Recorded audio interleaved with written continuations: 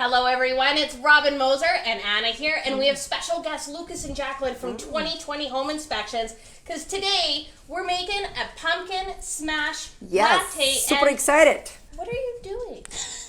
Well, we getting ready for winter. We said we're gonna be talking about ready for winter. I brought some examples. For houses, not for people. Oh, well, he's wearing a toque, so I can wear a toque. Anyway, our guests from 2020, it's Lucas and Jacqueline. They're gonna join us on drinking lunch today and smashing pumpkin. So it's good for you. It's pumpkin, right? Pumpkin, it's yeah. nutritious. Well, and it's delicious. Pumpkin, yeah. Well, and it's October, so everything's Yes. pumpkin spice now, right? So we're doing pumpkin spice cocktails. Yes. So we're gonna Let's start do with it. a cocktail. Now I'm gonna put up the recipe, of course, and here with the recipe you can see. Now we've actually bought pumpkin syrup, which I just bought on Amazon. You can buy it from Starbucks, you can buy it from all different kinds of places, but we bought the pumpkin syrup there. Now with the pumpkin syrup, you can also make it, and there's lots of recipes online. Of course, if you want to know the pumpkin syrup recipe, we'll post it below, and then that way you can make it at home if you want. But you're taking 2 to 3 teaspoons of pumpkin spice syrup. Yeah, don't overdo it on this one, right? I'm guessing it's gonna be quite strong and sweet. 2 dashes Does of smell bitters. See, this is the one. And then 2 ounces of bourbon, which is our recipe, all on crushed ice. Nice and warming. Nice and We haven't had actually bourbon drink in a while, since last winter, I think. And then I took the cinnamon stick, and I actually use the cinnamon stick to kind of stir it. And then put it in. And there's your drink, nice and easy, hot and everything. Thank you. Those are frozen. You guys nice and frozen because this one's been chilling for a while. Wow. Exactly. Okay. So, here we go. Pumpkin Cheers. smash. Cheers. Cheers. Pumpkin smash. Let's not smash it. Pumpkin pie smash. Pumpkin pie. Oh. Never too early to start, eh? That's a strong one. That was a strong one. That was good, though. Very good. You know what, That's though? okay. This would be a good... So, again, I've said this before. My husband loves smoking cigars. This would actually be like a nice outdoor by the campfire drink, right? Oh, yeah. Absolutely. Like, this is a super campfire drink. Nice and kind of strong. Still smooth, though. It's the sweetness is so smooth, and ours has been sitting in this crushed ice for a bit, so it's been, it's nice. Good. Strong. All right. You did these pretty strong. Those are good, though. I have to drive after this, so I'll be leaving this till 1. Well, you can take it to go. Oh, I can take it to go. Yeah, I'll just put a little cap on it and drive. Give it a little drive. Good. There's no laws against that. Yeah. No, your husband's an officer. I'm sure he'd appreciate that. Yeah? You're good. Don't drink and drive. Yeah. Yeah. No. But, so what do you do with the stick? There's a cinnamon stick. Do I, You like, can pull fish it it out? Pull it out and suck on it. Use it to stir. There's so many jokes. That's what in there. she says. All right. Well, All right, mine go. is drowned. It's drowned. It's winterized Yours is way under worse. ice. Under Yeah. ice. It's stuck there. So Houses. Let's talk Houses, about. talking about getting ready for winter. What is the number one thing you think people need to do to get ready for winter? there's on their so many houses? things, but the biggest one that most people don't know is to take the screens out, to leave their blinds up. And much like this glass when I picked it up and almost slipped out of my hand, Yeah. see all that frost? Yeah. That's what happens when you have the blinds down all the way on your windows, and if you have ice build up, you think your windows are leaking, or you're going to have swollen casing around your window. And we see that all the time Yeah. in home inspections. That People water freak out. damage. They're going to freak out, and they're going to think it's like a roof leak to a window leak or what have you, and it's pretty simple that there's warm air being trapped on a cold surface, and then just like this glass, it's going to get frosty, and then we go through about 150 to about 180 freeze thaws per year, so... You can imagine when we go through a thaw, gravity's going to pull that water. She's going to be all over your sill, and you're going to have a problem. And I think it's important if you have any rental properties and you have tenants in there, please let your tenants know to bring the blinds up. But you said more than 6 inches, right? Right, so 6 inches works, right? Yeah. Okay. So and then, but why this screen? And at the top, because heat rises, so you can have it flowing. Screens. People always ask me that question because if I threw water at a screen, it's going to trap some water. It's the same as air. I try to give the analogy that it's like going for a run with a garbage bag on. You're going to sweat, and that's awesome for getting ready for vacation, for Instagram to get your six-pack back. But That's all. Take notes. Okay. It's actually 6-pack, garbage bag on. it's a super unhealthy way to lose weight, but taking the screens out on the inside prevents some of the condensation buildup on your windows. That's one. 2, on the outside, it's a catch-all for dirt, dust, and debris. You know, it's actually funny. I learned this from you guys. the last inspection you did in Springbank for me. Yeah. And I actually never knew that you had to take the screens Most people don't know that. I've talked It's with kind of builders, interesting. and Yeah. on the outside though, it's important to take those out as well because Yeah. it'll catch everything. It'll sit in the track, and every window has a weep hole.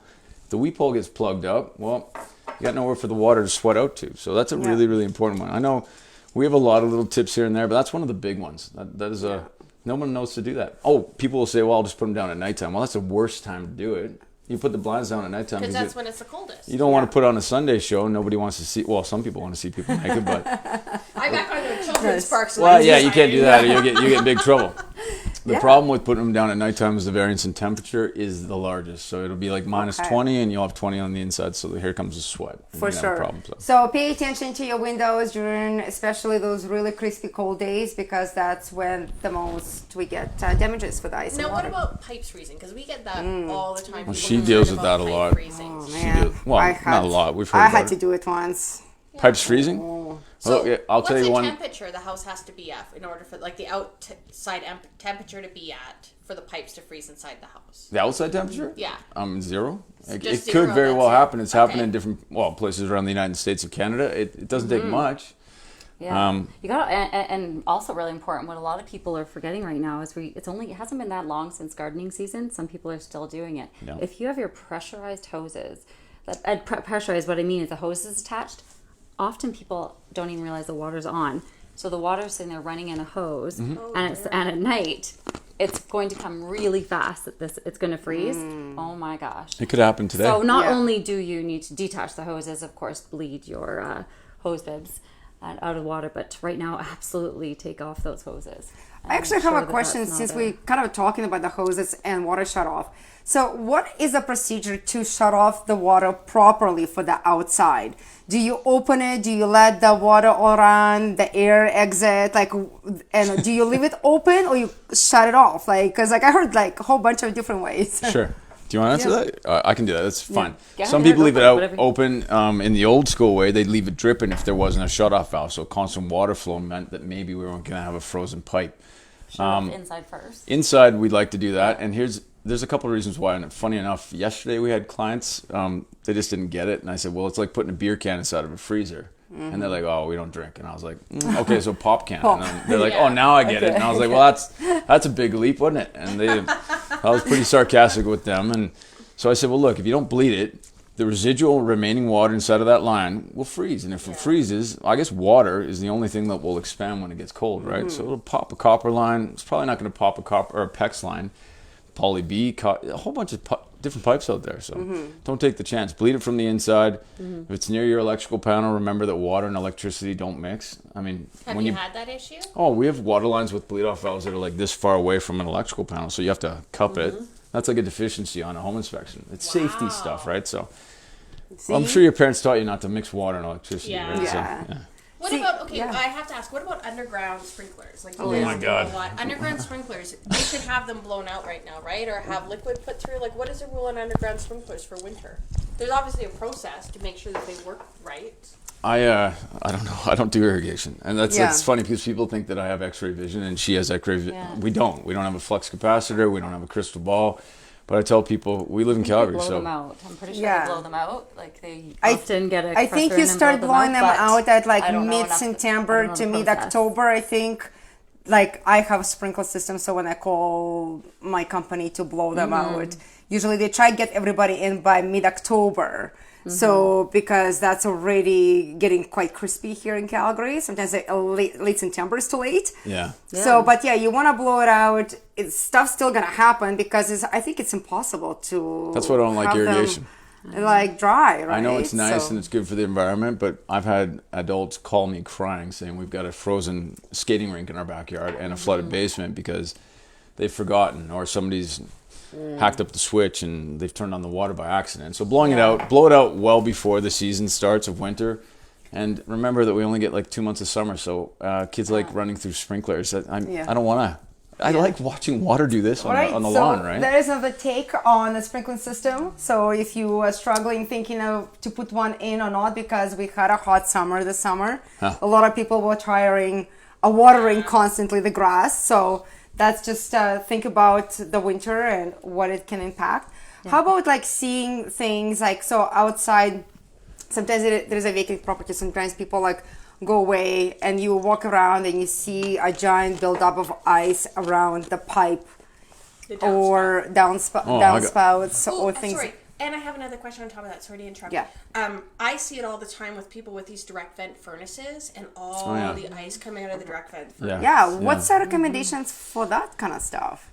I can go into that. There's so much to talk. We'd need like an hour to talk about how to do this. A lot of this is a lot of common sense. Like we were talking earlier about heat trace cable. Sometimes people don't know how to use that correctly. Heat trace cable inside of a gutter just means simply that water will flow, right? Where do you get a heat trace cable from? Home Depot, Lowe's, even though I'm a humongous fan of pumping them, but like Nedco, Greiken, these are like local suppliers that I go to.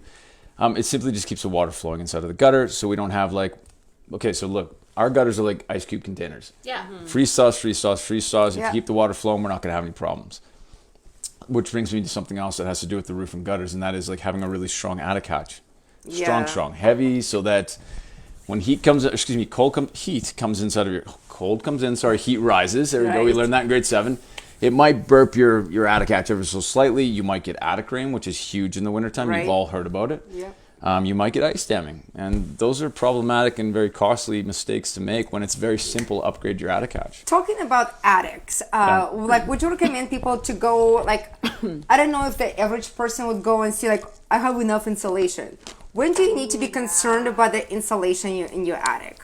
When do I need to be concerned about How many inches is it supposed to be? It depends on who you're talking to about inches, and I don't know what this. Okay, we're still talking about home inspections and family show. Exactly. Family show. Right now they say are 50 to 70, which is crazy, and that's 3. So it's 3. So it's overkill, you say? 3.5. You need a minimum of 3 spaced events. So she's right. She talks about R70. I don't know if that'll ever come, but I think everyone wants to be around that R40. But remember that things settle the older we get. Yeah. I'm just going to talk about me. Things start to settle. Even just so we're on the same topic. Same with insulation. Things will settle. It'll sort of like compress. And so you should be checking it every 5 years to see where you're at. So it's funny, in this house, we bought it, and then I had a client who blew in insulation, was telling me about the benefits of it. So I was like, we should get that done. And I had someone come in and look at our attic, and I just he's like, I'm like, just if it's low, blow it in. So he did. Got the bill, $1,200. I was like, that's pretty good for maintenance. Yeah.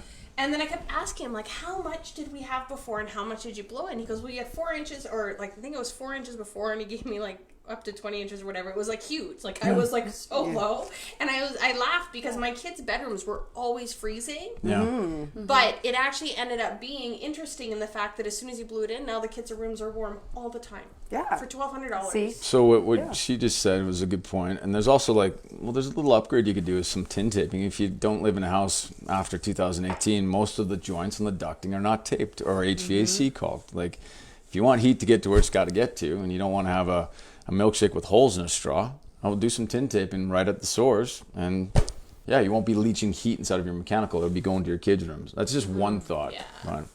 Can I also bring up one more thing? That was actually a super funny thing that happened in our house and you guys can probably comment on this. So I have an 11-year-old. She is adorable. But a couple years ago, we started letting her clean her own room. And if you've had an 11-year-old, you know that cleaning their room means shoving everything into their closet and pretending like it's clean. So we were giving her the benefit of the doubt that she was doing a good job, and we didn't realize her cold air return was inside her closet. So she was shoving all her clothes against her cold air return, and suddenly, even though we've lived in the house for like 20 years, our pipes to our washer and dryer started freezing every time it got cold. So we were ready to pull out the washer dryer, pull out the wall, re-insulate. We had all these great plans until we finally realized it was her cold air returns. Is that something to make sure cold air returns are free and clear during the winter time, and don't let your 11-year-old shove all her clothes in front of it? Because we don't realize how those small things can adjust the environment around us, right? Well, it's air circulation. You know, you need proper air circulation in your home to be clearing out condensation, moisture, bathing, showering, pasta. Maybe there's multiple people in the home. Absolutely. You need circulation from the bottom to the top. So that's keeping those cold air returns clear and free. Running your ventilation fans if you have them. Running your HRV fans if you have them. Running your bath fans. Should you run them all the time? No. Just for like a little 30 minutes a day or something? Well, I guess it depends. If you're living in the home and there's tons of people, like I said, cooking, showering, run them for a couple hours. Especially in the winter to clear up the condensation. If you're noticing you don't have the build-up excessive, then you don't need to be running them. If you're noticing that you have your blinds up and you're still getting that, then you need to start. Yeah, and especially I feel like if you're, for example, house facing really sunny backyards, you might have a little bit of extra heat and dryness coming into the house. But if you in kind of in a valley, north facing, lots of trees around, you're probably just kind of capturing that all in the house, right? Yeah, exactly. And actually what a lot of people may or may not know, when it's minus 30, a lot of times you're not even going to be realizing what's about to happen. The most dangerous time for homes, for pipes, for my husband's a firefighter, so I hear it all the time. When it's say minus 35, the next day it's +1. That's when you need to be vigilant, watching what's happening, because as that rapid increase in temperature causes attic rain, there's not enough time for the frost and condensation that can naturally occur in an attic space to have the time to be escaping properly. When it hits it with that temperature and that sun, that is a really difficult time for pipes, everything. That's when you have the most concern. In everything. Wow. Well, that's so awesome. For Calgary, we have to watch out because we do have those fluctuations in temperatures. For sure. That's a really great point. And speaking of fluctuations in temperatures, Calvin! It's time to give Calvin away! Smooth, Robin, smooth. So, hashtag wine boyfriend. Calvin here is a smart... Oh, got him all wet. Lovely show. Well, first of all, we would love to say thank you so much, guys, for playing whole month, loving our shows and sharing. We got tons of new people that entered the drawer, and like the circle is full. So we're gonna do the spin. Let's go and see who is the lucky winner of Calvin. And then, of course, we need videos of you watching it or using Walking it. Shalini Sagu? Ooh, wonderful. Yeah. Shalini. Shalini. How exciting. So, we Meow. need Congratulations. using it, please. Thank you so much. But now we're going into the month of October, and we have a spooky prize. Okay, so I'm gonna give this one to you to hold. So we have a Skull decanter for whiskeys, bourbons, and we keeping this like nice and Themed? themed. Yeah, we're going with a whole bunch of eyeballs. No, it's wine balls or ice balls. it's ice balls. So Ice it's a balls. round giant ice balls that you can make awesome winter drinks in. So and share the show on any social media, and you enter to win. And this will be drawn on the first show in the month of November. That's right. So thanks for watching.